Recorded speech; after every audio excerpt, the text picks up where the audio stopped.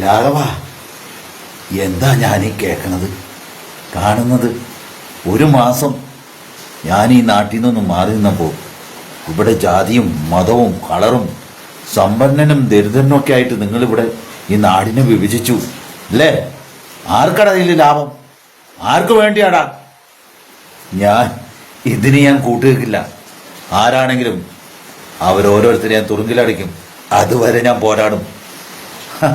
ഇത്രയും കാലം ഇവിടെയുള്ള ഒരുമ അതൊക്കെ കളഞ്ഞിട്ട് നിനക്കൊക്കെ എന്ത് കിട്ടാനടാ?